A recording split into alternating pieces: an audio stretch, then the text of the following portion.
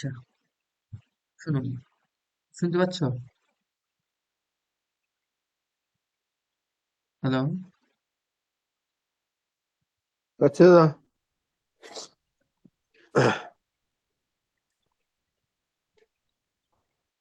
Oxide.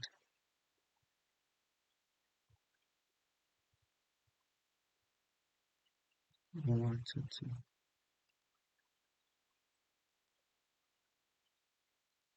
দাদা একটু 1 minute দাঁড়াও তো। আচ্ছা,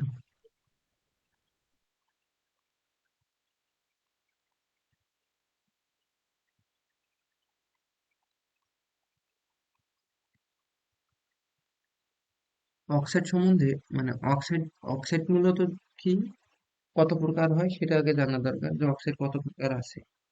সবগুলা জানা দরকার না, যেগুলো পরীক্ষাতে আসে সচরাচর সেগুলো জানতে হবে। ঠিক আছে, যেমন অম্লীয় অক্সাইড। অম্লীয় অক্সাইড। তারপর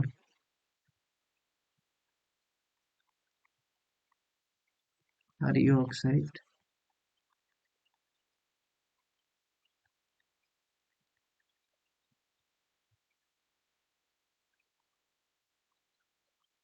অম্লীয় অক্সাইড, ক্ষারীয় অক্সাইড, সুষম অক্সাইড, সুষম অক্সাইড বা উভধর্মী অক্সাইড,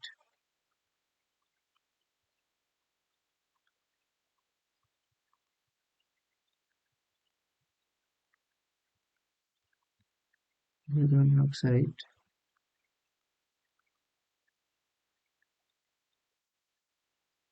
আর অক্সাইড,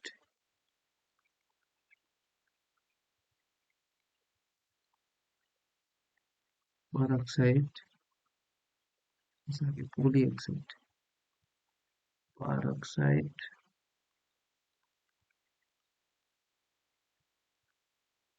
পলি অক্সাইড, সাব অক্সাইড,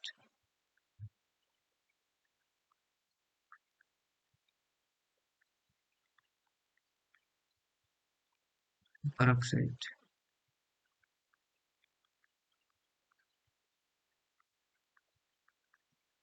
আর অক্সাইড, যুগ্ম বা মিশ্র অক্সাইড, মিশ্র বা যুগ্ম অক্সাইড। ঠিক আছে, এই কয়েকটা। তো সব থেকে যে কয়েকটা ইম্পর্টেন্ট পরীক্ষায় আসে, সব বুয়েটের জন্য সবই ইম্পর্টেন্ট। সিকিউর বুয়েট এই ইঞ্জিনিয়ারিং এর জন্য সবই ইম্পর্টেন্ট, কিন্তু বোর্ডের জন্য এই যে পার অক্সাইড, সুপার অক্সাইড, এই কয়েকটা, এই যে 3 আর 3 এ 6টা খুব ইম্পর্টেন্ট। ঠিক আছে, তো এখন অম্লীয় অক্সাইড কি? অম্লীয় অক্সাইড উদাহরণ দিতে পারি যে অধাতুর অক্সাইড গুলো অম্লীয় অক্সাইড।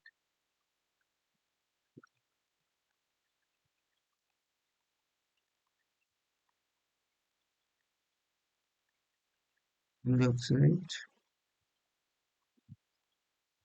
অধাতুর অক্সাইড, যেমন যেমন আমরা লিখতে পারি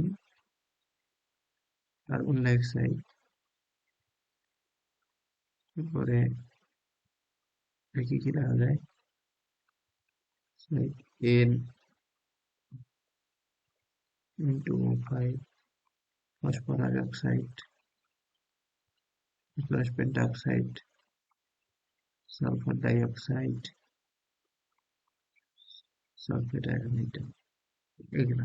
এখন তুমি পরীক্ষায় শুধু এগুলা দিলে হবে না, তখন লিখবা যে যে সকল অক্সাইড পানির সাথে বিক্রিয়া করে অ্যাসিড এবং ক্ষার তৈরি করে, বা অ্যাসিড ও ক্ষারের লবণ, দুঃখিত, অ্যাসিড ও ক্ষার না, অ্যাসিড ও ক্ষারের লবণ তৈরি করে, তাকে আমরা বলবো অম্লধর্মী অক্সাইড। যদি অম্লীয় অক্সাইড, যদি ক নম্বরে প্রশ্ন আসে, তাহলে যে সকল অক্সাইড বা যে সকল অধাতুর যে সকল অক্সাইড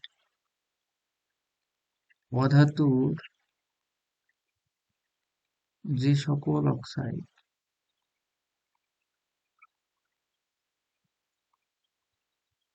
তার সাথে বিক্রিয়া করবে, পানির সাথে বিক্রিয়া করে এসিড ও ক্ষারের লবণ তৈরি করে। এসিড ও ক্ষারের লবণ তৈরি করে যে অম্লীয় অক্সাইড, অম্লীয় অক্সাইড বলে।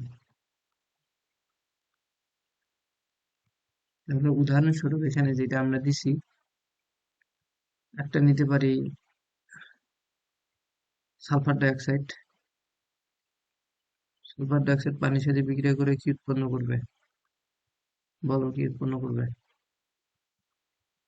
এইচ মানে এইচ এসও 3+। এরকম কিছু, তাই তো? হ্যাঁ, আর তৈরি করবে হচ্ছে তোমার হাইড্রোজেন একটা গেলো আর সালফোনের একটা গেলো। OH- উৎপন্ন করবে আরেকটা।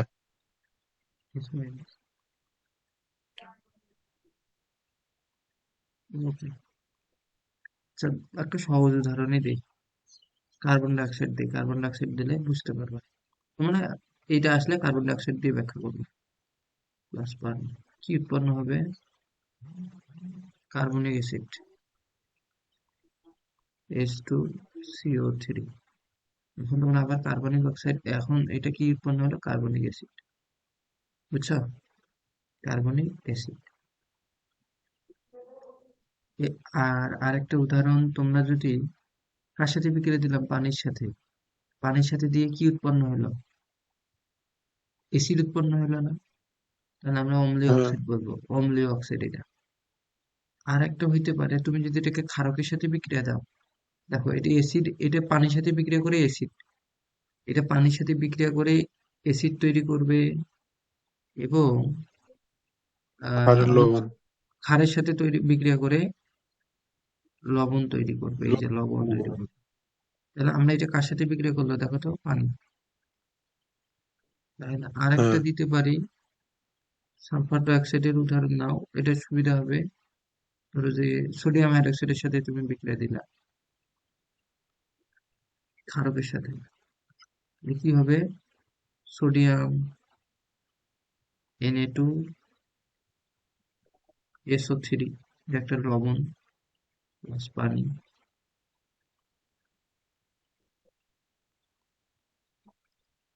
বুঝছো?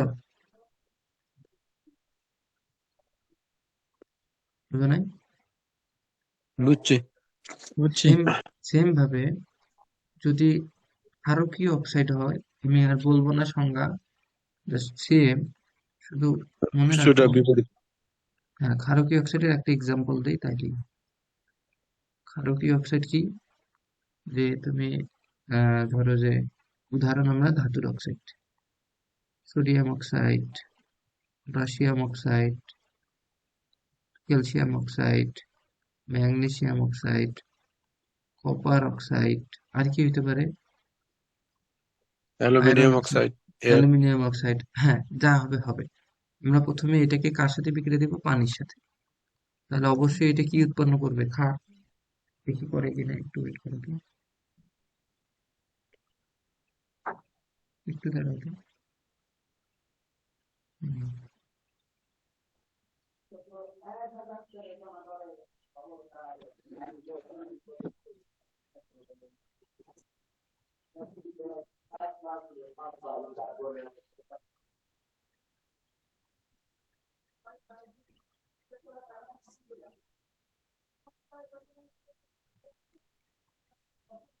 সাথে এই যে পানির সাথে বিক্রিয়া করে কি উৎপন্ন করবে? পানির সাথে বিক্রিয়া করে,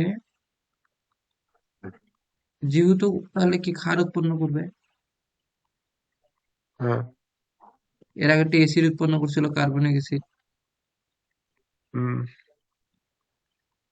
সোডিয়াম হাইড্রোক্সাইড। যেমন আমরা দিতে পারি সোডিয়াম অক্সাইড প্লাস পানি, সোডিয়াম হাইড্রোক্সাইড প্লাস কি কি উৎপন্ন করতেছে? Hydronium ion. কিছুই উৎপন্ন করবে না, এখানে টু দিলেই তো হয়ে গেল, শুধু ক্ষার উৎপন্ন করবে। ঠিক আছে, হুম। পানির সাথে। এবার যদি আমরা কার সাথে বিক্রিয়া দেই, অ্যাসিডের সাথে বিক্রিয়া দেই, অ্যাসিডের সাথে বিক্রিয়া দেই, তাহলে কি উৎপন্ন করবে? হবে যে Na2O প্লাস, যে কোনো একটা অ্যাসিড নিতে পারো, যেটা আমরা বেশি ব্যবহার করি হাইড্রোক্লোরিক অ্যাসিড। তাহলে কি হবে? সোডিয়াম ক্লোরাইড লবণ প্লাস পানি, সমতাটা করিও, 2 2 অক্সিজেন। ঠিক আছে, বুঝা গেছে না? এখন নিরপেক্ষ অক্সাইড, নিরপেক্ষ অক্সাইড কি কি শুধু উদাহরণ মনে রাখো। শোনো, বুয়েটে যদি বা অ্যাডমিশনে রুয়েটে তো রিটেন ফ্রিলি দুইটাই হবে। তো এগুলোতে প্রিলিতে তো আসলে তোমরা ডিরেক্ট অপশন পাবা, তো রিটেনে আসলে এই বিক্রিয়াগুলো দেখাবা, এমনকি তোমাদের বোর্ড এক্সামেও বিক্রিয়াগুলো দেখাবা। নিরপেক্ষ অক্সাইড, নিরপেক্ষ অক্সাইডে কি ছিল, মানে এই ক্ষেত্রে এটা কি হবে, যে অধাতু যে সকল অক্সাইড এসিড এবং ক্ষারের সাথে কি করে না, বিক্রিয়া করে না, বুঝছো? যে সকল অধাতুর যে সকল অক্সাইড এসিড বা ক্ষারের সাথে বিক্রিয়া করে না, বুঝছো, বা এদের মধ্যে কোনো এসিড ধর্মও নেই ক্ষার ধর্মও নেই, এগুলোকে আমরা বলবো নিরপেক্ষ বা প্রশম অক্সাইড। তো এক্ষেত্রে তোমরা কয়টা মনে রাখবা, যেগুলো কি করে না, এসিড ও ক্ষার ধর্ম প্রদর্শন করে না, এসিড আর ক্ষারের সাথে বিক্রিয়া করে না, অর্থাৎ প্রদর্শনও করবে না, মানে এসিড ও ক্ষারের সাথে বিক্রিয়া করে না, ক্ষারের সাথে বিক্রিয়া করে না, তাই কি এদের কোনো ক্ষার ধর্মও থাকবে না, এদের এসিড ও ক্ষার ধর্ম থাকবে না।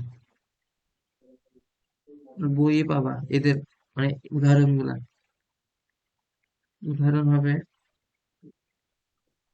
আহ পানি, কার্বন মনোক্সাইড, নাইট্রোজেন অক্সাইড, তারপর NO2। এই কয়েকটা উদাহরণ মনে রাখো, তাহলেই হবে, আর কিচ্ছু লাগবে না। আরো আছে, বই থেকে দেখে নিলে নিও। তাহলে নিরপেক্ষ অক্সাইডের উদাহরণ পড়লা, এরপরে আসো উভধর্মী অক্সাইড। উভধর্মী অক্সাইড কি? উভধর্মী অক্সাইড হলো যে এরা কি করবে, ক্ষার ধর্ম প্রদর্শন করবে, এমনকি এসিড ধর্ম প্রদর্শন করবে। উভধর্মী অক্সাইড, উভধর্মী অক্সাইড যেমন আমরা বলতে পারি জিঙ্ক অক্সাইড, বলো তো আর কি কি জানো? Aluminium oxide, tin oxide, lead oxide, lead oxide. ঠিক আছে, এগুলো মনে রাখবে। এখন যদি রিটেনে আসে তখন কি করবা, যে এসিড হিসেবে কি করে, এসিড হিসেবে বিক্রিয়া দেখাও, এসিড হিসেবে কিভাবে দেখাবা? এখান থেকে তোমরা জিঙ্ক অক্সাইডকে এসিডের সাথে বিক্রিয়া দাও, হাইড্রোক্লোরিকের সাথে, তাহলে কি লবণ পানি উৎপন্ন করবে, লবণ পানি। ক্ষার হিসেবে কি, কমন কার সাথে বিক্রিয়া দিবে বলো তো? ক্ষার হিসেবে সোডিয়াম হাইড্রোক্সাইড নিয়ে আসবা, তাহলে কি হবে বলো, কি হবে আমার তো মনে জিঙ্ক পড়তেছে না। হাইড্রোক্সাইড না না না, পানি। না না, হবে না, আলাদা কিছু উৎপন্ন হবে। ও হ্যাঁ, সোডিয়াম জিঙ্কেট তৈরি হবে, Na2ZnO2, এটার নাম হচ্ছে সোডিয়াম জিঙ্কেট। সোডিয়াম জিঙ্কেট, বুঝছো?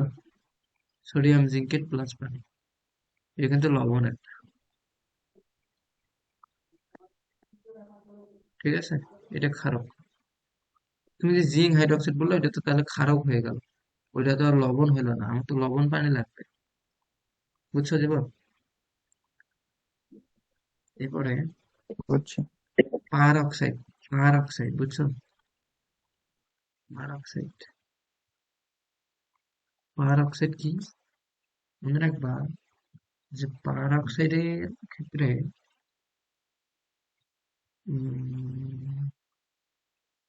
সাব অক্সাইড, সুপার অক্সাইড, পার অক্সাইডের উদাহরণ মনে রাখলেই হবে। তাহলে তো কি আবার এখানে পেলো?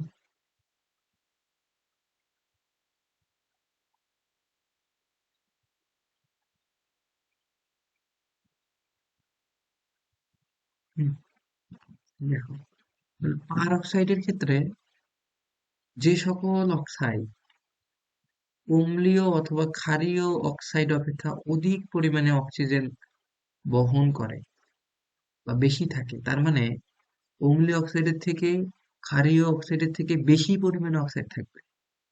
তার মানে দেখো, জিঙ্ক অক্সাইডটা কি? উভধর্মী অক্সাইড। এবার ম্যাগনেসিয়াম অক্সাইড কি ছিল? অক্সিজেন দেখো একটা করে আছে। লেড অক্সাইডের ক্ষেত্রে দেখো অক্সিজেন দুইটা আছে। লেড অক্সাইডে দেখো উভধর্মের ক্ষেত্রে ঠিক আছে দুই একটা থাকতে পারে, কিন্তু পার অক্সাইডে সবসময় অক্সিজেন একের অধিক থাকবে। কথা বোঝা গেছে? অক্সিজেন সবসময়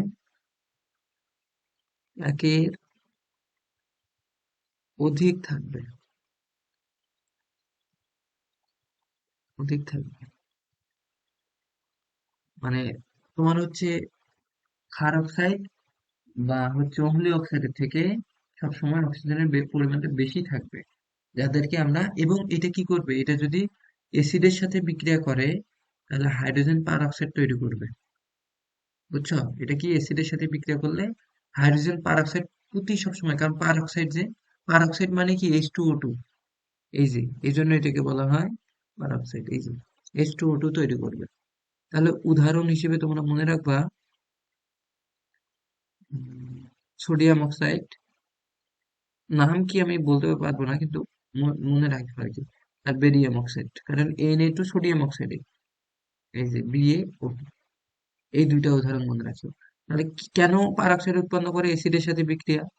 দেখো, আমরা যদি অ্যাসিডের সাথে বিক্রিয়া দেই, বেরিয়াম অক্সাইডকে যদি বিক্রিয়া দেই, ধরো যে হাইড্রোক্লোরিকের সাথে বিক্রিয়া দিলা, তাহলে দেখো এই যে H2O2 তৈরি হবে প্লাস বেরিলিয়াম ক্লোরাইড তৈরি হবে, এখানে 2 আসবে, বুঝছো? এই যে পার অক্সাইড। হুম, পার অক্সাইড। এরপরে আসো, পার অক্সাইড শেষ করলাম, পলি অক্সাইড। এবার কি পলি অক্সাইড? আচ্ছা, তোমাদের কি এই জিনিসগুলো জানা থাকলে আমি পড়াবো না, মানে পড়ছো হয়তো মনে নাই নাকি? বলো তো কিভাবে চাচ্ছ, বলো তোমাদের বিষয়টা বলো, যে লাগবে কিনা। তো তো পড়ছিলাম দৌড়ের, একটু, হালকা পাতলা পেজ হ্যাঁ টাইপের দিয়ে দাও। আচ্ছা, শোনো, পলি অক্সাইডের ক্ষেত্রে অক্সিজেনের পরিমাণটা, শোনো, অক্সিজেনের পরিমাণ যে থাকবে না, এইটা কিন্তু আহ, দাঁড়াও, হ্যাঁ, এইটাতে অক্সিজেনটা বেশি থাকে কিন্তু হাইড্রোজেন পার অক্সাইড উৎপন্ন করে না। অক্সিজেন তুলনামূলক স্বাভাবিকের থেকে বেশি থাকে। অক্সিজেনের পরিমাণ স্বাভাবিক অক্সাইডের থেকে বেশি থাকে, বেশি থাকে, কিন্তু ওই যে তোমার হচ্ছে পার অক্সাইডের মতো পার অক্সাইড উৎপন্ন করবে না, বা হাইড্রোজেন পার অক্সাইড থাকে, কিন্তু অ্যাসিডের সাথে বিক্রিয়া করে, অ্যাসিডের সাথে বিক্রিয়া করে কি তৈরি করে না? বিক্রিয়া করে হাইড্রোজেন পারঅক্সাইড তৈরি করে না। যেমন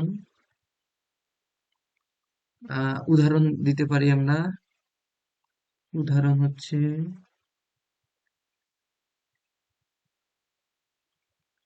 লেড অক্সাইড। ওই যে এটা কিন্তু উভধর্মী আবার। লেড অক্সাইড আর একটা ম্যাঙ্গানিজ অক্সাইড। এই যে এই দুইটা তোমরা মনে রাখবে। এখন যদি আমরা অ্যাসিডের সাথে বিক্রিয়া দেই, ধরো যে MnO2 কে তোমরা অ্যাসিডের সাথে বিক্রিয়া দিবা, দেখাও হাইড্রোক্লোরিক অ্যাসিডের সাথে ম্যাঙ্গানিজ ক্লোরাইড প্লাস পানি প্লাস কি উৎপন্ন করতে পারে? H2O। আচ্ছা, এখানে 2 দিয়ে দেই তো। হাইড্রোজেন দুইটা, অক্সিজেন একটা, আরো তো অক্সিজেন থাকতেছে। অক্সিজেন ও অক্সিজেন কয়টা? অক্সিজেন এই পাশে কত? তাহলে Mn এর সামনে কি 2 হবে? এই ও না, ক্লোরিন হবে, ক্লোরিন।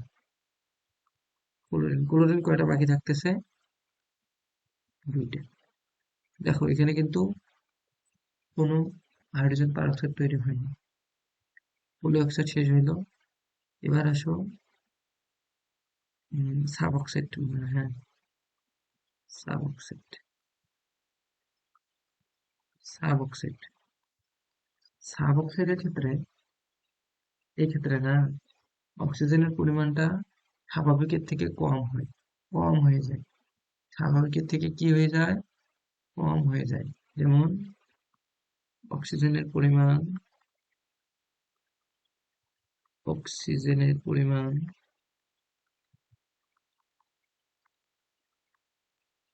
স্বাভাবিকের থেকে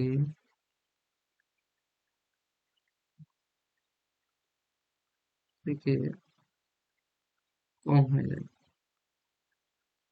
কম হয়ে যায়। যেমন আহ উদাহরণ নিতে পারি না, এটা বইয়ে আছে। Pb2O। দেখো অক্সিজেন কিন্তু হওয়ার কথা ছিল 2 বা তারও বেশি, কিন্তু দেখো Pb2O লেড অক্সাইডের ক্ষেত্রে দেখো অক্সিজেন একটা হয়ে গেছে। এটাই শুধু মনে রাখবা। এটা কি? Lead sub oxide. Lead sub oxide. Lead sub oxide. এরপরে আসো, তাহলে একটা উদাহরণে শুধু মনে রাখবা। একটাই আসবে, অ্যাডমিশনে একটাই আসে। সব থেকে যেটা ইম্পর্টেন্ট, ও কতবার যে বোর্ডে আসে, কতবার অ্যাডমিশনে আসছে, সুপার অক্সাইড। এটাকে পড়ো না? এটা পড়ছো তো, হয়তো এমসিকিউ পাইছো। বুঝছি। হুম, সুপার অক্সাইড। এই যে সুপার অক্সাইড হচ্ছে মানে যে সকল অক্সাইড, বুঝছো, পলি অক্সাইড অপেক্ষা অধিক পরিমাণে অক্সিজেন থাকে। পলি অক্সাইড অপেক্ষা যে সকল অক্সাইডে পারঅক্সাইড বা পলি অক্সাইড অপেক্ষা, এখানে দেখো পারঅক্সাইড আছে এবং পলি অক্সাইড অপেক্ষা বেশি পরিমাণে অক্সিজেন থাকে, তাকে সুপার অক্সাইড বলে। এখন তাহলে কি পারঅক্সাইড? পারঅক্সাইড কি? হুম, পারঅক্সাইড বা পলি অক্সাইড অপেক্ষা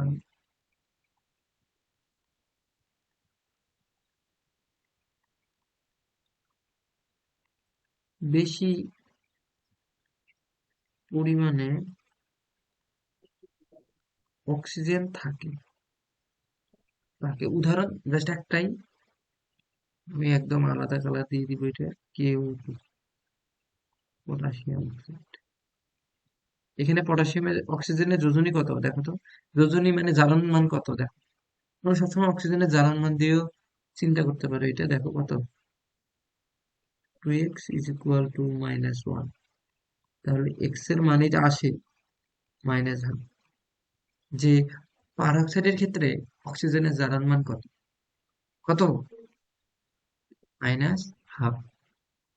ঠিক আছে, মনে রাখবা, হুম। অবশ্যই মনে রাখবা, এটা কোনো কথা নেই। স্লাইড দেখো, এরপরে আরেকটা আছে, সেটা হচ্ছে যুগ্ম অক্সাইড। যুগ্ম অক্সাইড, এখন যুগ্ম অক্সাইড কি, বা মিশ্র অক্সাইড, একটার সাথে আরেকটা থাকে, একটার সাথে আরেকটা থাকে।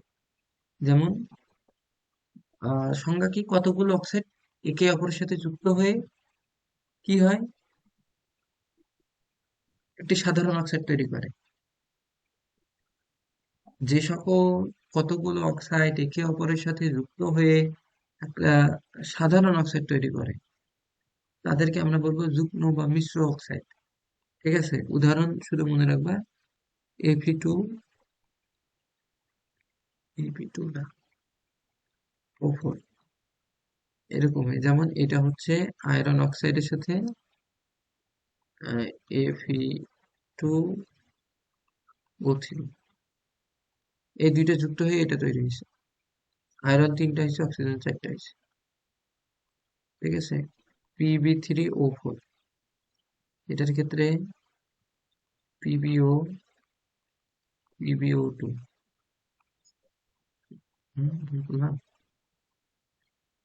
ও এখানে একটু দেখো, বুঝছো? তাহলে এই যুগ্ম অক্সাইড, এগুলো যুগ্ম অক্সাইড আমি পাই নাই খুব একটা, সব থেকে বেশি পাইছিলাম অ্যাডমিশনে সুপার অক্সাইড। ঠিক আছে, তোমরা সবসময় সুপার অক্সাইডটা করবে। আর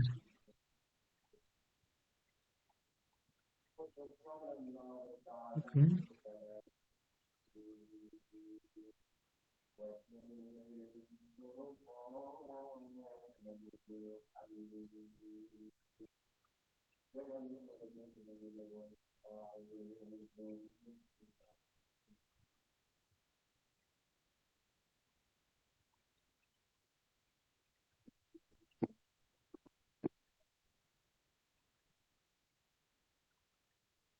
দেখো,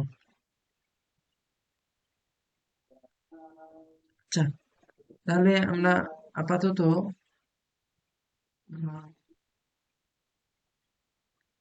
এগুলো জ্বলন্ত। হ্যাঁ কি দেখো, তাহলে দেখো এখন আমরা যেটা পড়বো সেটা হচ্ছে যে তোমার হচ্ছে সব থেকে যে দুইটা পর্যায়ের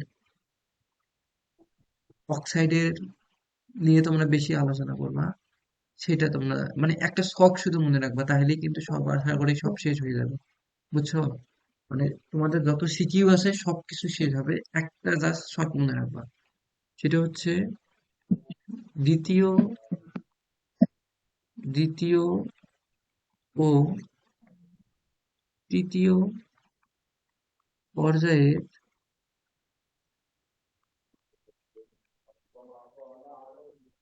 গ্রুপের মৌলের অক্সাইড। বুঝছো? এইটা, শুধু এইটা ভালো করে পড়লে হয়ে যাবে। যেমন এখন এখানেই কিন্তু তোমরা সমযোজী বৈশিষ্ট্যটাও পাবা। এখনই আমরা এটা নিয়ে আলোচনা করবো, সমযোজী বৈশিষ্ট্য। যে তুমি যদি বাম থেকে ডানে যাও, পর্যায় সারণীর বাম থেকে ডানে যাও, তাহলে কিন্তু সমযোজী বৈশিষ্ট্যটা বৃদ্ধি পাবে। ঠিক আছে, আর সমযোজী বৈশিষ্ট্য বৃদ্ধি পাবে মানে অম্ল ধর্ম বৃদ্ধি পাবে। লিঙ্ক দিবে, 1 মিনিট আছে, জয়েন করবা। এবং তুমি যদি পর্যায় সারণীর উপর থেকে নিচে যাও, তাহলে আয়নিক বৈশিষ্ট্য বৃদ্ধি পাবে। বাম থেকে যদি, মানে অক্সাইড নিয়ে আলোচনা সাধারণত করতেছি, যে যে সকল যদি মৌল অক্সাইড থাকে, ধর যে lithium oxide, beryllium oxide, boron, carbon, nitrogen, এই অক্সাইড গুলো দেওয়া আছে বাম থেকে ডানে। তুমি যদি এরকম দেখো, তোমাদের তুলনা করে যে লিথিয়াম অক্সাইডের আহ ক্ষেত্রে কি কি হবে, সমযোজী বৈশিষ্ট্য বেশি না বেরিলিয়াম অক্সাইডের সমযোজী বৈশিষ্ট্য বেশি? লিথিয়ামের পরে বেরিলিয়াম, তাহলে বেরিলিয়ামে সমযোজী বৈশিষ্ট্য বেশি। আরেকটা প্রশ্ন করতে পারে, লিথিয়ামে আয়নিক বৈশিষ্ট্য বেশি না সোডিয়ামের আয়নিক বৈশিষ্ট্য বেশি, সোডিয়াম অক্সাইডের? তখন বলবো যে সোডিয়াম অক্সাইডের আয়নিক বৈশিষ্ট্য বেশি। বুঝছো? বাম থেকে ডানে গেলে সমযোজী বৈশিষ্ট্য বাড়ে উপর থেকে নিচে গেলে, গ্রুপের উপর থেকে নিচে গেলে আয়নিক বৈশিষ্ট্য বাড়ে। বোঝা গেছে না? বাম থেকে ডানে গেলে অম্ল ধর্ম বাড়ে, উপর থেকে নিচে গেলে ক্ষার ধর্ম বাড়ে, বৃদ্ধি পায়। দ্বিতীয় পর্যায়, এটা তৃতীয় পর্যায়। তুমি দ্বিতীয় পর্যায়ে এই পাশ থেকে এই পাশে যত যাবে বাম থেকে, সমযোজী ও অম্লধর্মিতা বৃদ্ধি পাবে। অম্লধর্ম বৃদ্ধি পাবে। আচ্ছা। আর এইখান থেকে যত নিচে নামবা, আয়নিক ও ক্ষার ধর্ম বৃদ্ধি পাবে। বৃদ্ধি পাবে। এখানে আর কয়েকটা বিষয় লিখে দেই। লিথিয়াম অক্সাইড হচ্ছে সবল ক্ষার। সবল ক্ষার। বেরিলিয়াম হচ্ছে, দেখো বেরিলিয়াম অক্সাইড উভয়ধর্মী। অনেকবার এমসিকিউ আসছে বোর্ডে, বুঝছো? আর এগুলো তো অধাতু, এটাও অধাতু, এটাও অধাতু। এগুলো কি অম্ল ধর্ম? দেখছো, বোরন, কার্বন, নাইট্রোজেন অম্ল ধর্ম। সোডিয়াম অক্সাইডের, সোডিয়াম অক্সাইডে কিন্তু সবল ক্ষার। ঠিক আছে? এটা হচ্ছে দুর্বল ক্ষারক। ম্যাগনেসিয়াম অক্সাইড মনে রাখবো দুর্বল ক্ষারক। অ্যালুমিনিয়াম অক্সাইড হচ্ছে উভয়ধর্মী। উভধর্মী। এর পরের গুলো কি হবে দেখো তো? উভধর্মীর পর থেকেই কিন্তু মৃদু অম্লীয়, দেখো অম্লীয় শুরু হয়ে গেছে। কারণ সিলিকন তো অধাতু। অধাতুর অক্সাইড অম্লীয় ধর্ম। অধাতু না, সেমিকন্ডাক্টর। ধাতুও না, অধাতুও না, মৃদু অম্লীয় ধর্ম।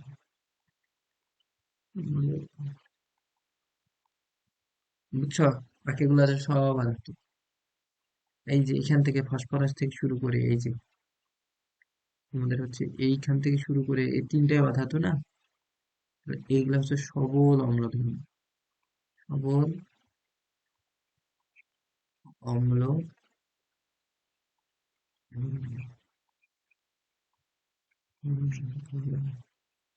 কি ছকটা বুঝতে পারছো না?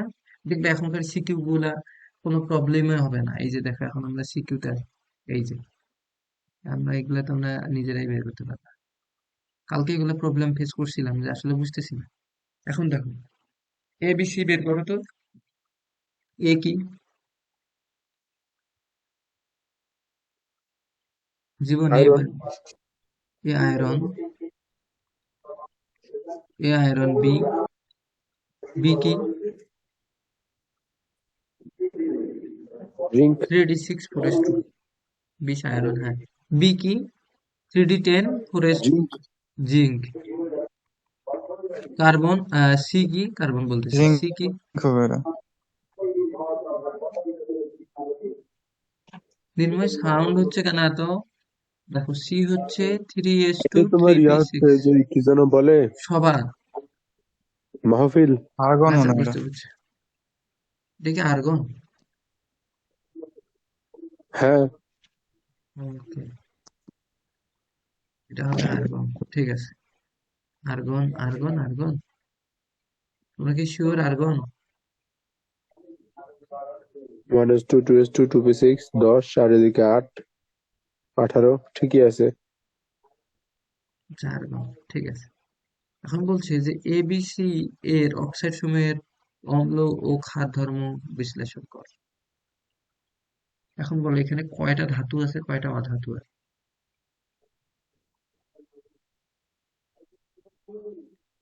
আয়রন আর জিঙ্ক এই দুইটা ধাতু, আর আর্গন তো গ্যাস, অধাতু। শোন- শোনো, এখানে একটা ভুল করছে এরা। সেটা হচ্ছে এখানে মাইনাস হবে, বুঝছো? এই যে সি এর উপরে ধরো যে একটা মাইনাস দিলাম আমি, তাহলে কি হবে বলো তো? তাহলে একটা ইলেকট্রন কি করবে, এরা গ্রহণ করবে। তাহলে প্রোটন কমবে, ক্লোরিন। তাহলে কিসে? ক্লোরিন। ভেরি গুড, ক্লোরিন হবে। এই যে এখন মানবে, কারণ আর্গন নিয়ে তো কখনোই চিন্তা হবে না। আর্গন নিয়ে কখনোই হবে না। বা NP5 এটা হইতো এটা তাহলে তো ভালো হতো। ইলেকট্রনিক দিবে না। NP5, ঠিক আছে। এখন তাহলে আমাদের অক্সাইড গুলো কি হচ্ছে? Fe2O3, আর একটা কি হবে?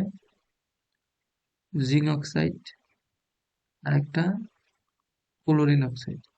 এখন Cl2 আমি একটা শক দিয়েছিলাম না? দেখো তো Cl2, ওই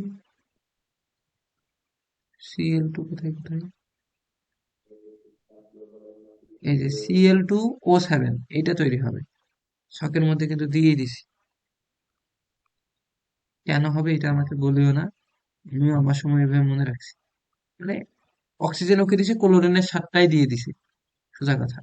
এখন দেখো যে কি কি, এই ক্ষেত্রে তুমি বলো যে আয়রন অক্সাইডটা কি হিসেবে প্রকাশ করবে, মানে কি দেখাবে এখানে? হুম আয়রন অক্সাইডের জিঙ্ক অক্সাইড আমি উদাহরণে তোমাদের লিখে দিয়েছিলাম। আয়রন অক্সাইডের জিঙ্ক অক্সাইড দেখো, উভধর্মীতে যাও তাহলেই বুঝতে পারবা। উভধর্মী কই? উভধর্মী,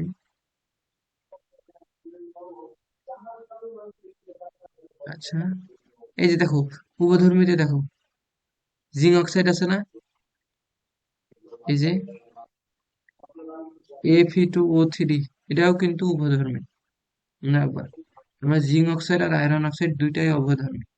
তাহলে এরা কি দুইটাই কি অ্যাসিড এবং ক্ষারের সাথে বিক্রিয়া করে কি তৈরি করবে? লবণ, আর কি? পানি উৎপন্ন পানি। করবে। হুম তাহলে তোমরা বিক্রিয়াগুলো দেখাই দিবা। বোর্ড থেকে যশোর বোর্ড 23-এ যাবা, যাই সুন্দর করে এটা সলিউশন করবা। পারবা না? কিন্তু দেখবা আছে। পারবো। এরপরেরটাতে পারবো। আসো, এরপরেরটাতে আসো। এই যে বলছে যে এক্স অপেক্ষা এ মৌলের অক্সাইড তীব্র অম্লধর্মী কেন? অম্লধর্মী হবে, তীব্র অম্লধর্মী। এক্স অপেক্ষা বের করো, দুইটাই বের করো, এক্স আর এ বের করো।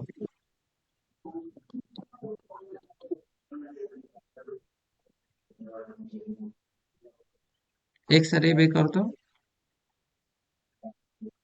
নাইট্রোজেন। X, phosphorus. নাইট্রোজেন বলেছি এটা, ফসফরাস। এক্স কেমনে নাইট্রোজেন হয়? ফসফরাস। ফসফরাস। আর এ, দেখতে ভুল করছিলাম। এ, এ এটা হচ্ছে তোমার 17 ক্লোরিন। ক্লোরিন এটা। ক্লোরিন, ঠিক আছে। তাহলে দুইটা ক্লোরিন। এখন এক্স অপেক্ষা এ মৌলের অক্সাইড তীব্র অম্লধর্মী কেন? তাহলে দেখো, তুমি পি এর ক্ষেত্রে বের করো, মানে ফসফরাস। P2 কি হয়? P2O5। আর একটা কি হবে? Cl2, O7। হুম এখন বলছে যে এক্স অপেক্ষা এ মৌলের তীব্র অম্লধর্মী কেন? এখন এইটা তোমরা ব্যাখ্যা করবা কিভাবে জানো? জারণ মান দ্বারা। কি দ্বারা? জারণ মান দ্বারা।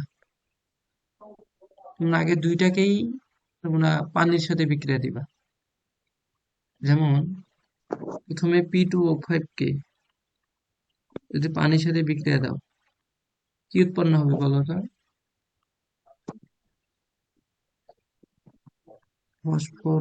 Phosphoric acid. তো এখানে P2 সমতা করে নিও, আমি আপাতত সমতা দিচ্ছি না। P2O5 এটা গেল, এটা পানির সাথে, এটা কি অ্যাসিড? তাহলে কি এটা অ্যাসিড অম্ল ধর্ম প্রকাশ করতেছে।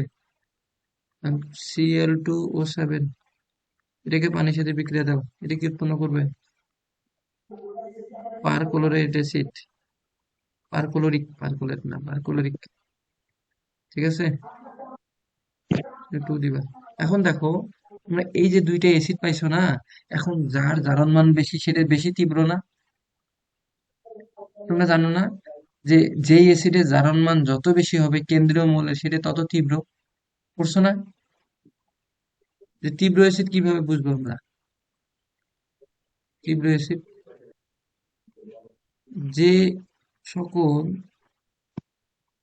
অ্যাসিডের কেন্দ্রীয় মৌলের, কেন্দ্রীয় মৌলের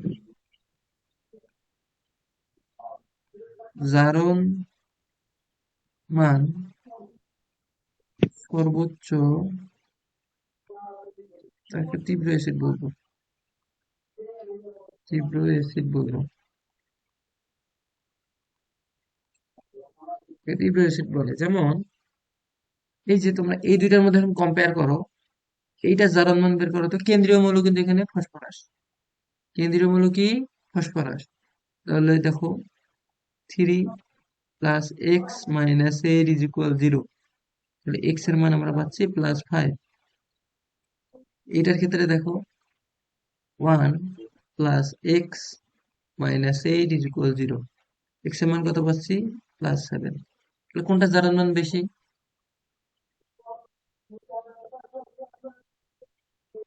HClO4 এর জারণ মান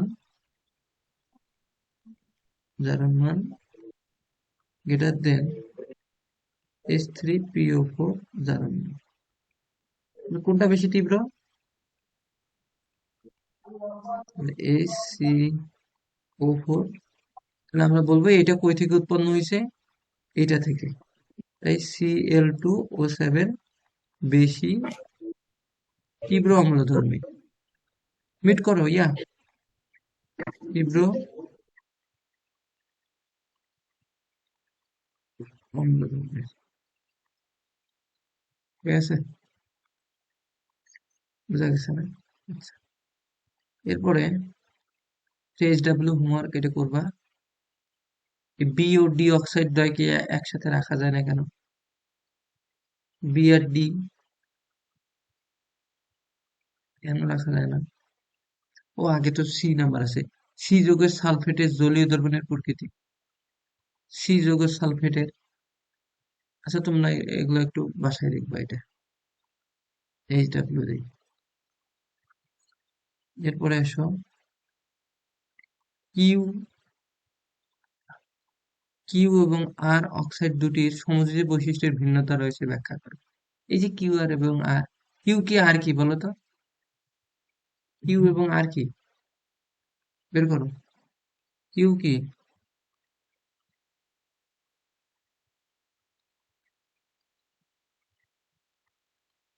ম্যাগনেসিয়াম। একটা সোডিয়াম অক্সাইড, একটা ম্যাগনেসিয়াম অক্সাইড। এখন সমযোজী বৈশিষ্ট্য কার বেশি? হুম, জীবন বলো, সমযোজী বৈশিষ্ট্য কার বেশি হবে? ওই যে সোডিয়াম Na2O। সোডিয়াম অক্সাইডের। কারণ এটা উপরে, আমরা জানি যে বাম থেকে ডানে গেলে বাড়বে, আর উপর থেকে নিচে গেলে আয়নিক বৈশিষ্ট্য বাড়বে, তাহলে অবশ্যই এটা। এমনকি তোমরা এই যে দেখো, প্রথম আয়নীকরণ দ্বিতীয় আয়নীকরণ দ্বারা এটা কিন্তু ব্যাখ্যা করতে পারো। ঠিক আছে, তোমরা এটা একটু হোমওয়ার্ক দেখবে। এরপরে এই দুইটাই দেখবা। এরপরে এটা মৌলদ্বয়ের অক্সাইডের প্রকৃতির মাধ্যমে ব্যাখ্যা করো। দিনাজপুর বোর্ড 21-এ দেখছো, আসছে, তার মানে আসছে। তো এখানে এ আর ডি কি? এ কি বলো? এ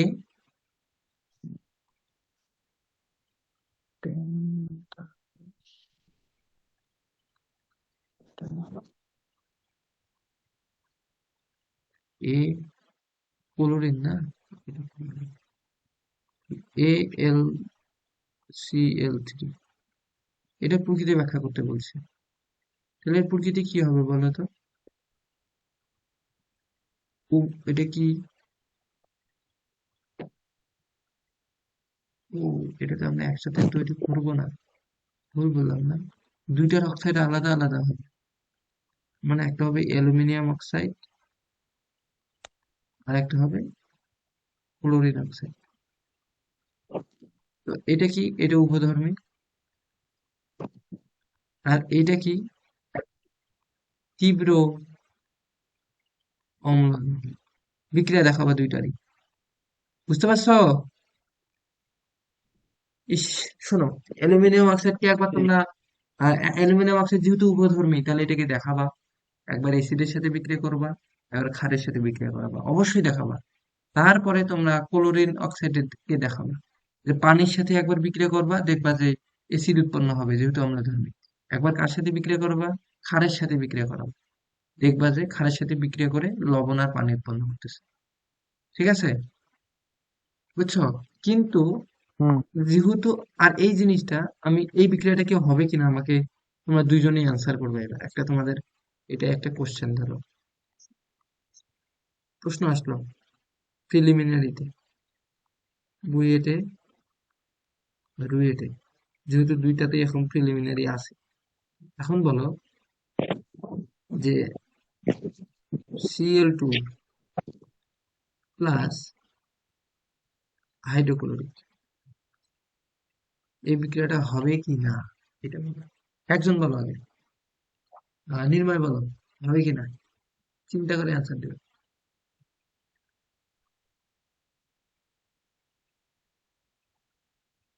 সময় শেষ। নির্ময় বলো। হওয়ার তো কথা না। প্রশ্নে কি লিখে দিয়ে আসবা হওয়ার তো কথা না? আমি বলছি হ কি না, হ্যাঁ কি না। হবে না। নির্ময়, বুঝলো? হবে কি না, ঘুমাচ্ছ নাকি? না, জায়গায় আছি। বাবা আসলো তো। হবে কিনা বিক্রিয়াটা বলো। সামনে সর, দুজনে হুম? তো সর, আরেকটা দে নাই ধর। হবে, হবে কিনা বলো। যদি হয় তাহলে করবে কিভাবে? হবে কিনা বিক্রিয়াটা জাস্ট আমি শুনতে চাইছি, এটা তোমাদের প্রিলিমিনারিতে আছে, হবে হবে না। হবে। ফেল করলা তুমি প্রিলিমিনারিতে, কিভাবে হয়? ক্লোরিন অক্সাইড কি ফেল করো নাই, মজা নিলাম। একটা এমসিকিউ না পারলে তো কিছুই যায় আসে না। তুমি বুঝতে ভুল করছো না, এখানে। H2O4 একটা ক্রিয়েট হবে। এই কেমনে, দুইটাই অ্যাসিড না, Cl2O7, ক্লোরিন অক্সাইডটাও তো অম্লধর্মী, হাইড্রোক্লোরিক তো অম্লধর্মী। অম্লধর্মী অম্লধর্মী কখনো বিক্রিয়া হয়? ছেলে ছেলে বিয়ে হয়? যাও, কথাটা রেকর্ড হবে, দুঃখিত। তো ওই জিনিসটা দেখো, ক্লোরিন অক্সাইড আর হাইড্রোক্লোরিক কখনো বিক্রিয়া হবে না, নো রিয়াকশন। ঠিক আছে, মনে রাখবা, অম্লধর্মী অম্লধর্মী নো রিয়াকশন, অম্লধর্মী প্লাস অম্লধর্মী বর্তমানে চলতেছে। বর্তমানে হয় নাকি, নো রিয়াকশন। তো এক্সপেকশন মানে না, অম্লধর্মী, আচ্ছা তাহলে ক্ষারধর্মী ক্ষারধর্মীও হবে না। বুঝছো, দেখছো কত কি শিখছো, মানে জিনিসগুলো দেখো, মানে কত বেশি মানে ভুল যাবে, তোমার থিম দিয়ে ভুল করবা, কোন অক্সাইডটা কি কোন অক্সাইডটা কি নাকি, এই জিনিসগুলো তোমরা একটু রিভিশন দিবা। যেমন ক্ষার, অম্লধর্ম অম্লধর্ম, যেমন অম্লধর্ম এসিড, দুইটাই অম্লধর্ম লেভেল এসিড। ক্ষারধর্মী, ক্ষার, নো রিয়াকশন। ঠিক আছে, বুঝছো? এই বলে আমরা কিন্তু অক্সাইডটা শেষ করলাম। এখন আরেকটা টপিক আছে, সেটা হচ্ছে ভিএসইপিআর এর তত্ত্ব। বুঝছো, ভিএসইপিআর এর তত্ত্ব আছে, ওইটা একটু ভালো মতো করে শেষ করি।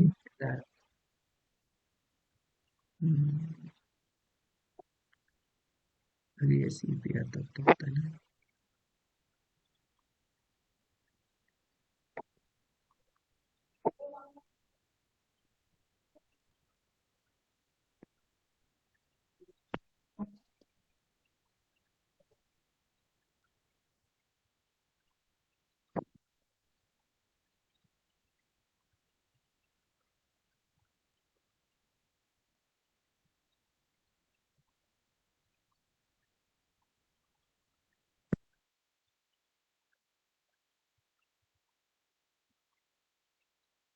কোনটা ভুল করছো হ্যাঁ, জীবন, কোনটা কোনটা ভুল করছো দেখিও। বুঝছো, একটা ভুল করছি। হ্যাঁ, একটা ভুলের জন্য দেখছো 1.5 মাস চলে গেছে। তো তোমাদের প্রিপারেশন ভালো আছে, বুঝছো। এই টাইমটা অধ্যায় একটু কম হয়েছে। কম, আরো কয় মিনিট দিছিলাম ফার্স্ট টাইম শিখেও? 3 মিনিট। কালকে 2 মিনিট দিব, এর পরের দিন টাইম কম। ওইটা কি, ওইখানে কি রিটেন ছিল যে ক্যালকুলেটর চাপে আমাকে ইয়ে করতে হবে? না ঠিক আছে, কারণ এখানে তো আবার ক্রোম ছিল। ঠিক আছে, টাইমটা একটু কমই হয়েছে, আমি তো এটা খেয়াল করিনি। যাক, 4 মিনিট দেওয়া দরকার ছিল। নেক্সট দিন সময়টা চিন্তা করেই দিব। যাও। আচ্ছা, এখন ট্রান্সফার করতে যে সংকরায়ন স্পিডও ভুলে গেছি। বুঝছি বুঝছি, কারণ এখন তো তাড়াহুড়ো করো, বুঝছো? এখানে তো ওই যে যেমন ইয়ে তো পারছে, এই যে তোমার হচ্ছে নির্মল। দেখো, ভিএসইপিআর তত্ত্ব ও বন্ধনকারের উপর মুক্ত জোর ইলেকট্রনের প্রভাব। ভিএসইপিআর, বুঝছো? এই জিনিসটা একটু খেয়াল করো, ভিএসইপিআর।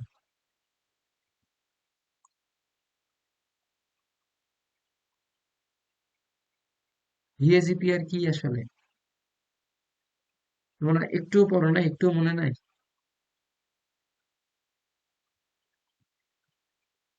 হুম। ওই একবার যে দেখালাম। উচ্চতর ইলেকট্রনের কারণে বন্ধনে কি বলে হ্যাঁ, আকারের লন লন একটু পেয়ার, লন পেয়ার, হেরফের। বন পে হ্যাঁ, lone pair, lone pair, bond pair, bond pair. আর লন পেয়ার, বন পেয়ারের কারণে যে হুম। তোমার হচ্ছে ইয়েটা হয়, এই যে আকৃতির যে ব্যাঘাত ঘটে, এই যে চতুস্থলকীয় না হয়ে ত্রিকোণাকার পিরামিড হয়ে গেল, কেন হয়ে গেল, এই বিষয়গুলো, হ্যাঁ, এগুলা কিন্তু এখানে ভিএসইপিআর তত্ত্বে আছে। তো আমরা এটা ভিএসইপিআর এর পূর্ণরূপটা কি সেটা আগে জানবো। যে ভিএসইপিআর, এটা হচ্ছে valence shell electron pair repulsion. তো বানানটা মনে নেই। ভ্যালেন্স শেল, ভ্যালেন্স শেল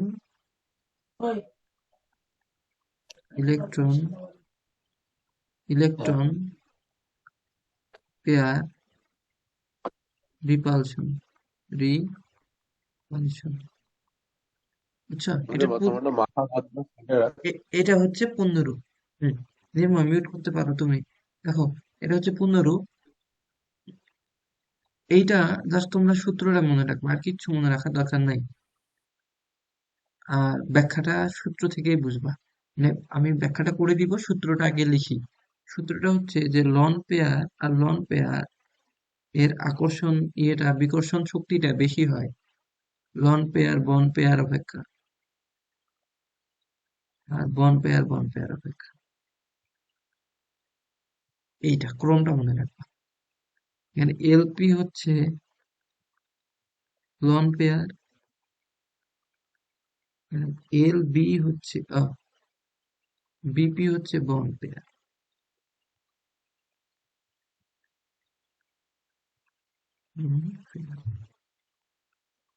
ঠিক আছে, মনে রাখবা। এখন আমরা উদাহরণস্বরূপ দেখতে পারি যে NH, তোমার NH3,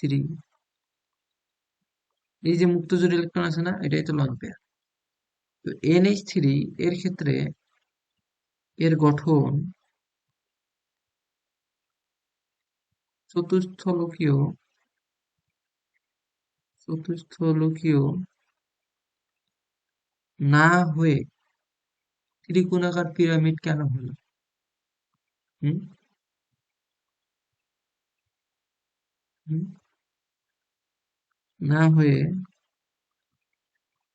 ত্রিকোণাকার পিরামিডীয় কেন হলো? পিরামিড কেন হলো? এই যে লন পেয়ার বন পেয়ারের কারণে।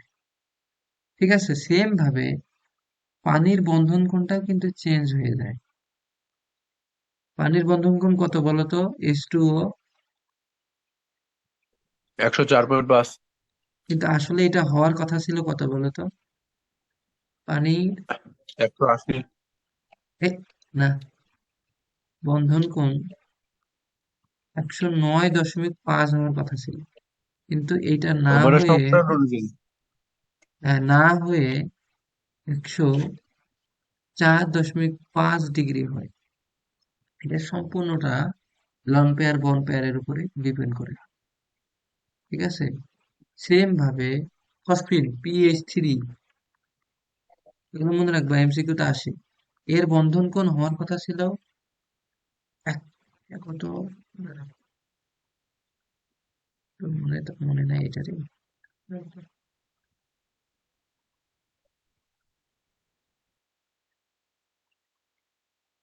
ও হ্যাঁ, এটা হচ্ছে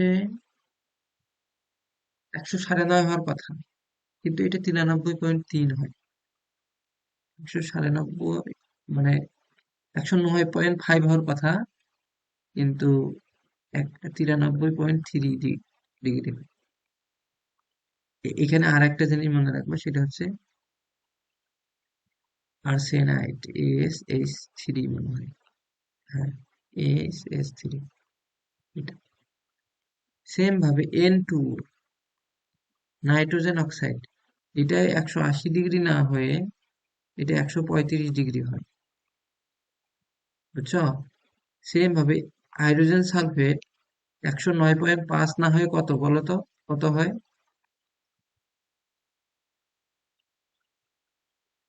92.12 ডিগ্রি হয়।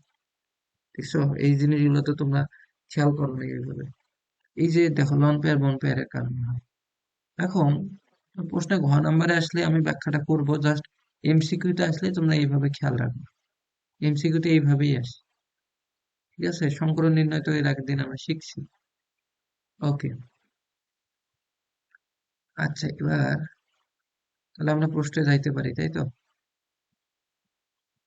ওকে, আমরা প্রশ্নে যাবো এবার। দেখি প্রশ্ন কি বলে। এই যে আমি এটাতে সর্বোচ্চ 4টা সিকিউ করাবো, 4টা, বাকিগুলো সব কাজ। এম ও ডি মৌল দ্বারা হাইড্রোজেন বন্ধন কোণের কারণ ভিন্নতা ব্যাখ্যা করো। কি আর বলবো বলো, কি ব্যাখ্যা বলো? এম ও ডি মৌলদ্বয়ের হাইড্রেটের বন্ধন, এম ও ডি কি আগে বের করো। এম কি? নাইট্রোজেন এটা। কি ফসফরাস। তাহলে ওই যে একটা NH3 আর একটা কি PH3। ফসফেনেরটা তো আমি বললামই যে 94 হয়ে গেছে, কত থেকে? কত থেকে 94 হয়েছে? 93.3, যদিও 94 আর কি, 109.5 থেকে। আর এইটা হওয়ার কারণটা হচ্ছে যে এখানে এই যে মুক্ত জোড় ইলেকট্রন আছে না, তোমরা কি করবে জানো? এটা গঠনটা দেখাবো, আকৃতিটা। এই যে এই যে এই যে এটা কি হয়েছে জানো? এই যে এর বন্ধন কোণটা 109.5 না হয়ে কেন 94 হলো? এই যে লন পেয়ার একে বিকর্ষণ করবে, খুব জোরে বিকর্ষণ করবে লন পেয়ার বন পেয়ার। আর বন পেয়ার তো কম আকর্ষণ, এটা তো বন পেয়ার, এটা তো, এটা বন পেয়ার, এটা বন পেয়ার। তো এদের মধ্যে তো বিকর্ষণটা কম, আকর্ষণ না, বিকর্ষণটা তো কম। কার অপেক্ষা? লন পেয়ার আর বন পেয়ার অপেক্ষা এর বিকর্ষণটা কম না, বন পেয়ার। এই জন্য এটা কি একদম চিপে যায়, মানে চাপে যায় এই পাশে। তো এইরকম না হয়ে এটা এরকম চাপে গেছে, আরো যাই 94 হয়েছে। ক্লিয়ার, বুঝতে পারছো? ওই কথাটা এখানে বলবা যে লন পেয়ার আর বন পেয়ারের বিকর্ষণ শক্তি বন পেয়ার অপেক্ষা বেশি, তাই 109.5 না হয়ে হ্রাস পেয়ে ফসফিনের ক্ষেত্রে এটা পি দিও। আমি তো ভুল করে আবার এন, এটা পি, এটাই এন। আমি এন এরটা আলাদা, 94 হয়েছে, 109.5 না হয়ে কত হয়েছে? 94 হয়েছে, বুঝতে পারছো? একইভাবে NH3 এর ক্ষেত্রে ব্যাখ্যাটা ওই রকমই, 107 হওয়ার কথা, কিন্তু 107 না হয়ে কত হইলো? কত? না না না, 107 হওয়ার কথা না, 109.5 হওয়ার কথা। এটা 109.5 হওয়ার কথা, প্রথম অবস্থায় 109.5, কিন্তু এই যে এর বিকর্ষণটা বেশি হওয়াতে এই কোণটা হয়ে যায় 107।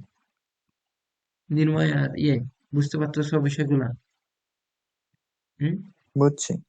তাহলে এরপর থেকে আশা করি মনে হয় না কোনো প্রবলেম হবে। এই যে এটা কোণের ভিন্নতার কারণে ওই লন পেয়ার বন পেয়ার, একটু বোর্ডে দেখবা, কারণ লিখে দিলে তো সময় যাবে। এটা তো দরকার নাই, তোমরা জাস্ট চাচ্ছ যে প্রসেসটা কি আমি বলে দিচ্ছি, বোর্ড গুলা দিয়ে দিচ্ছি, তোমরা জাস্ট ওগুলা ইয়ে করে সলভ করে নিয়ে রেখে দাও নিজের কাছে। এই যে এদের আকৃতির ভিন্নতার কারণ কি? এদের আকৃতির ভিন্নতার কারণ, আচ্ছা আমি 2 নাম্বারটা একটু বলে দেই। এক্ষেত্রে দেখো, প্রথমটার ক্ষেত্রে 107 ডিগ্রি হয়ে গেছে। কার ক্ষেত্রে? 2 নং এর ক্ষেত্রে, এই যে এটার ক্ষেত্রে 107। আর এটার ক্ষেত্রে কত? পানির ক্ষেত্রে কত আমরা জানি? 104.5। কিন্তু আসলে কত হওয়ার কথা? পানির ক্ষেত্রে 109। 109 হওয়ার কথা। সেখান থেকে ওইটার কত হয়ে গেল? 104.5। তো এই জিনিসগুলোকে লন পেয়ার বন পেয়ার কিচ্ছু নাই। বোর্ডে খাই দেখবা যে প্রতিটা একই জিনিস একই জিনিস একই জিনিস। আর আমি তো এক্সাম নিবই, এক্সামটাও তো ওইভাবেই নিব। এই যে এগুলাই সেম জিনিস, এক্স এবং এ। এক্স এবং কি, এটা শুধু গ্রাফ দিছে, ভয়ের কি আছে? পারমাণবিক সংখ্যা তো দিয়েই দিছে, এটাও করে ফেলবা। হোমওয়ার্ক লিখতেছে না কেন? কি হলো? ও, হোমওয়ার্ক করে ফেলবা। এরপরে দেখি, আর একটা প্রবলেম হবে না। এই যে কোণের ভিন্নতার কারণ, লন পেয়ার বন পেয়ার। দেখছো ভিএসইপি এর কত ইম্পর্টেন্ট? 2022 সালে, হ্যাঁ, দিনাজপুর বোর্ডে আসছে, 2023 সালেও আসছে, 2024 সালেও আসছে, হয় নাই, আসতো, 2025 সালে আসবে। শিওর থাকো, তোমাদের সময়। শোনো, আর একটা বিষয়, তোমাদের তো কম বেশি বই শেষ না? হুম, এগুলো সব করে ফেলবা। হ্যাঁ, তা তোমরা একটু অ্যাডভান্স হয়ে একটু প্রিপারেশন নাও ভালো মতো, কারণ তোমাদের টেনশন মুক্ত থাকার কথা এখন। তো এটা কি তোমাদের অফলাইনে করা, হুম হুম, কি মানে অফলাইনে কি কোথাও অফ- অ্যাডমিশনটাই? না, এখন অফলাইনে দিনাজপুরে এরকম কিছু নাই, বুঝছো? দরকারও নাই অফলাইনে এখন। নাহলে তোমার কাছ থেকে জাস্ট ইয়াটা সলভ করে নিতাম, কোশ্চেন ব্যাংক। হ্যাঁ, না সমস্যা নেই। এই যে দেখো, তাহলে এই যে এটা তোমাদের, এগুলো সব তোমরা হোমওয়ার্ক করো। যেটা সমস্যা হবে আমাকে বলিও, সমস্যা হওয়ার কথা না। আশা করি পারবো। সবই পারবা, কিসের আশা করি? আশা করার কোনো অপশনই নেই, সবই পারবা। এখন আরেকটা টাইপ আছে, আর কয়টা টাইপ আছে দেখে নাও। অধ্যায়টাকে বিদায় করিয়ে নেবে।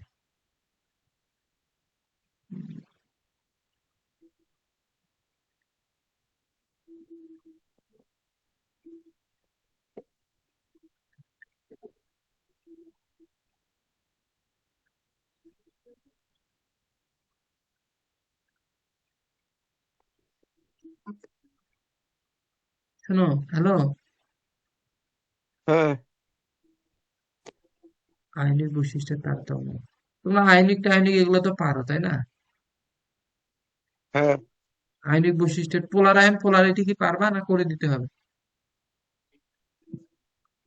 আগেও পড়ছিলাম একবার, চোখ গেলে মনে পড়ে যাবে, প্যারা নেই। আচ্ছা, চোখটা নেক্সট দিন বলাই, কারণ নেক্সট দিনই শেষ করবো অধ্যায়টা। একটা এক্সাম দাও, দুইটা এক্সাম নেব। নেক্সট দিন একটা এক্সাম নেব। নেক্সট দিন কি বার হচ্ছে? কালকেই। নেক্সট দিন কি বার হচ্ছে? আজকে হচ্ছে তোমার কারণ আজকে আর শেষ না করি, বুধবার। নেক্সট দিন শেষ করি। আর বুধবার। 3টা টাইপ আছে তো, 3টা টাইপ নেক্সট দিন শেষ করি। এনার্জি নাই, এইটুকুই আমার টার্গেট ছিল। এখন যেটা হচ্ছে, বুধবার, বুধবারে অধ্যায়টা শেষ করে বুধবারে একটা সিকিউ এক্সাম নিব, ক্লাস চলাকালীন অবস্থায়, মানে ক্লাস শেষে নিব। আর এমসিকিউ এক্সাম তো নিবই, বুঝতে পারছো?